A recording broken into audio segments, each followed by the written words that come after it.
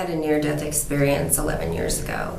And the reason why I had the near-death experience was I was taking a class 4 narcotic diet pill at the time that was designed to be taken only for 3 months. And I took it for 9 years. And what happened was it did a lot of damage to my heart and my lungs, and I got to the point where I was losing my breath constantly. I wasn't able to breathe. I wasn't able to get air into my lungs anymore. They weren't opening.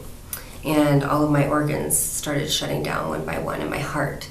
I could feel it beating slower and slower, and I would do things like jump up and down, and I couldn't get any air into my lungs, and my heart just wasn't cooperating. And I lost consciousness as a result and took my last breath. And as I took my last breath, that's when I left my body. And I remember as I'm leaving my physical body, floating up to the ceiling and glancing down one more time at the paramedics that were coming to help me, and knowing that that was me, and yet I was up above at the same time with the real me, the spiritual soul, watching all of these events unfold. And I let go. And as soon as I chose to let go, that's when I was embraced by this incredible light in this tunnel that propelled me at an incredible force. It was so powerful and so magnificent, so loving. I've never ever felt this kind of love before, and it's really a challenge to put in words to describe the magnitude of the love and the embrace that I felt in this tunnel. And I effortlessly was propelled with force and got to the very top of the end of the tunnel where the light was. And in that very moment, I was delivered into the hands of God. And God and I stood together, and God was on my right, and heaven was behind us. And I was very aware that heaven was a planet. And God and I stood together. And as we're looking out in front of us at the galaxy and all of the stars in front of us, I hear in my left ear, it was a vintage sounding projector, and it sounded like a movie was starting. And as soon as I heard the projector going in my left ear, I could see the stars that were just stars at one time all of a sudden lined up like a curtain, and the curtain opened slowly to the right, and I heard 3, 2, 1, and it was a life review of Erica McKenzie on the projector screen. So it was God and I in a big movie theater in the galaxy. And that's when my life review began. And literally for me, the life review was everything from that day that I was born up until that day that I had taken my last breath and I died. And in this life review, I was shown everything from things like losing a tooth, losing my first tooth, graduating from high school, any kind of awards that I had won in athletics or cheerleading, all of these things that were great accomplishments, and they were really happy times, but they were significant things that man deems as significant, if you will, accomplishments. And as I'm watching all of these events unfold in chronological order, I'm actually reliving the event in that very moment as if it had just happened the first time. As we're observing it, I'm living it. And we finally get to the end on the day that I died. And the movie screen turned off. And then all of a sudden, in front of me, I knew to look down, and it was this telepathic communication. And as I had the knowing I needed to look down, appear in front of me a pair of eyeglasses. And I've never worn glasses before, and God said to put them on, and I didn't know how I was going to put these glasses on, because you have to understand these glasses weren't normal pair of glasses that you would find here on Earth. These were the size of a vehicle, and I'm thinking to myself, how am I going to put these glasses on? I just don't even know. And I remember as soon as I had the thought of how am I going to do this, it didn't even matter. My hands were already drawing the glasses near to put them on my face, and by the time that I got them to my face, it wasn't even a problem. They fit perfectly, and I could see. I could really see. And then God said, now look. And as soon as he said, now look, again, I heard that vintage movie projector in my left ear. 3, 2, 1, the curtain opened again, life review of Erica McKenzie. So this was my second life review. And this time, I didn't see at all what I had seen the first time in the life review. This time I could see. And everything that I saw in this life review, starting with the day that I was born until that day that I had died, was not at all what I had seen before. This time these were things that were important to God, not important to man. And they were not at all those accomplishments that I talked about before. These were things like love and acts of kindness, things I couldn't even remember that I had done. Befriending someone that everybody was mean to, or a neglected an animal, and I helped an animal, or giving money to a homeless person when I didn't really have money to give. Helping someone across the street, an elderly person. Every single action, word, thought, feeling was all about love. And we lived all of those series of events just like the first time, like it was happening for that very first time. I lived it again, and I felt so much unconditional love from God as we're reliving this series of events together. And we got to the day again that I died, and the life review was over. And as soon as the life review was over, I remember knowing to look up. And so I looked up, and this was the only time that I was able to see God in a physical form at all. And what it was from his shoulder down to his fingertips. And his arm was bigger than a semi-truck. And I remember him making the motion to look up like this, and that's what he did with his arm. And I looked as high as the highest stars, and I could barely see anymore. It was so high up in the air. And I watched, and I looked in the palm of his hand, and in the palm of his hand appeared a rock, a single, large, huge boulder, if you will, rock. And God and I watched together, and I watched him let loose the rock. And the rock was falling, and it was falling for such a long time. It seemed like just forever. And we're watching this rock fall together, and I hear him say, I am the rock. I am the light. And when he said, I am the light, the rock was glowing. It was the most incredible, powerful light. It was so brilliant, in fact, almost blinding, but yet I was able to keep watching it. And as the rock came right in front of us, and it's still falling, in front of me appeared the largest body of water, larger than the largest ocean, if you can imagine. I couldn't even see the borders outstretched all around me. And we watched this rock fall, and it fell into the ocean, and it made one single ripple, just one. And we watched that single ripple grow together, and that single ripple, it grew and it grew and it grew until you couldn't even see the borders of that ripple anymore. And God said to me, you are the rock. You are the light. You are the ripple that affects mankind. And I knew in that very moment, with the 2 life reviews, what that meant.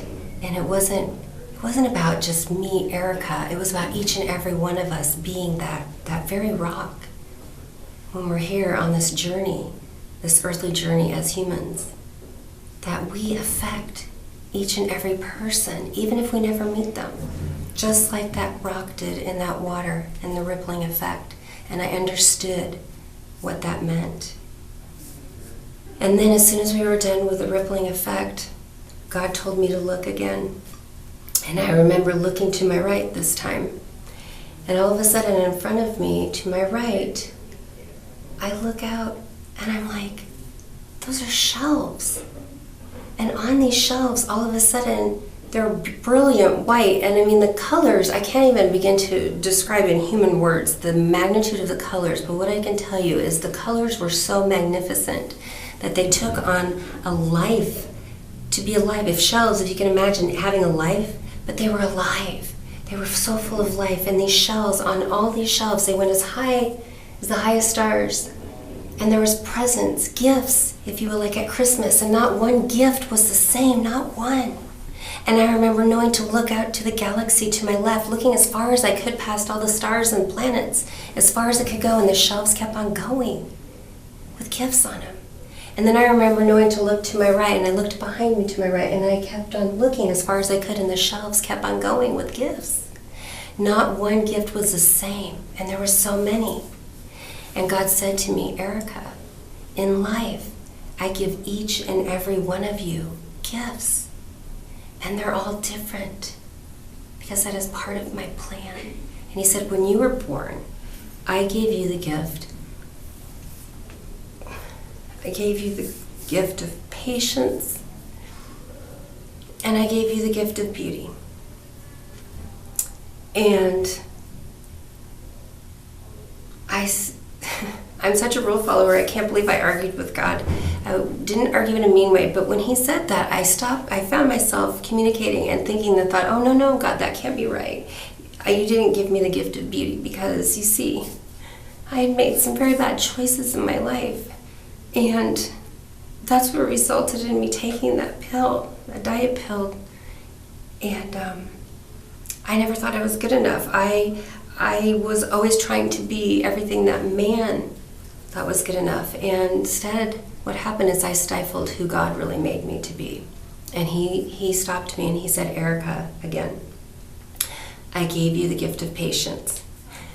And I gave you the gift of beauty. And in that very moment, I knew what that meant.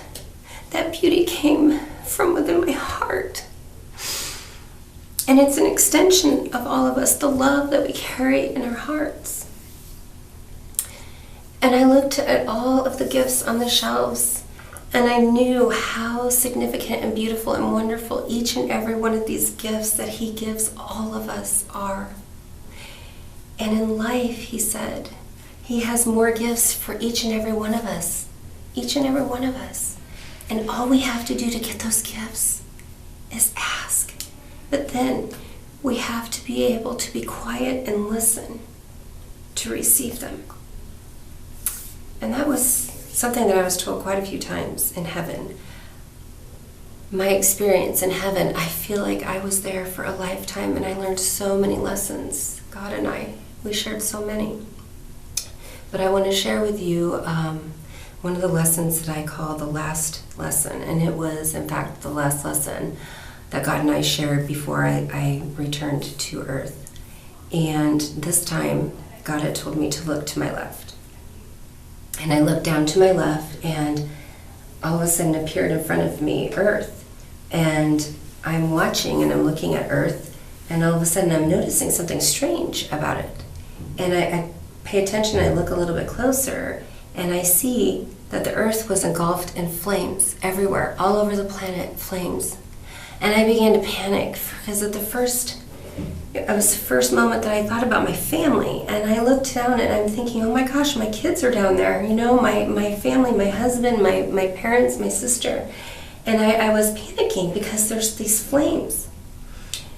And I looked at God and he was on my right. And all of a sudden I knew to look down in front of me again. And again appeared those glasses. Now, the first time I had put the glasses on, I could see what I didn't see before. And already knowing that I'm seeing flames without glasses, I didn't want to put them on. I didn't want to see what I hadn't seen. I was afraid. But it didn't matter. As soon as I saw the glasses again, they were coming on me, and I felt my hands drawing them to my face, and I put them on. And as soon as they were on my face, I found myself looking. And God and I together looked again this time. And this time, I looked, and all between each and every one of the flames all over the planet were these silvery white things lifting off. And I'm looking and I'm focusing, and I noticed, oh my gosh, those are souls. Those are people. And they're fine. They're unscathed. They're lifting off in between the flames unscathed. And they were coming up behind us and going into the planet, which was heaven. And I was so excited, I was so relieved, and I said, oh my gosh, God, look, they're fine, they're okay. And all of a sudden, I was so happy, I was so joyful, but at the same time, this was the very first time in my whole experience with God that I felt this incredible magnitude of sadness from God. And I said, no, look, God, it's okay, they're not hurt. And he looked at me and he said, Erica, it's free will. And I didn't understand what that meant at first, because to me, everybody was fine. But he was crying for the ones that chose the separation from him. And I understood in that very moment how much God loves each and every one of us and wants that connection with each and every one of us. But he loves us so much that he lets us have that choice to have that connection. And then it was time for me to go. And I told God I didn't want to go. I couldn't imagine. I knew that I was home. And I had no desire to go back. Even though my family was there, I knew at the same time they would be fine. Everything would be okay. And God said, "Child, you're not staying. You work for me now, remember?" And he said, "Before you go, I want to give you 2 more gifts." He said, "I want you to take the gift of patience and beauty, and now I'm going to give you knowledge and wisdom. And I want you to be quiet and listen to the people that I put into your life. And then when you speak, you will change millions of people's lives." And there was no arguing. He sent me back with that. Out of my near-death experience, I learned that your uniqueness is your value. And your value, that's your contribution on this earthly journey. And it's the most empowering, beautiful, wonderful thing, because each and every one of us are unique. And all the power that you need, all the answers, all the gifts, they're within. And those gifts, once you can identify those gifts and you grow those gifts, those beautiful gifts that make up your uniqueness, and you use those gifts here on your earthly journey, that's your contribution. And then you take other people and their gifts, and we're all different. That's part of God's plan. And we come together with our different, beautiful, amazing gifts. And we work together with those different gifts. And together, that's when we'll do great things. And we'll change the world.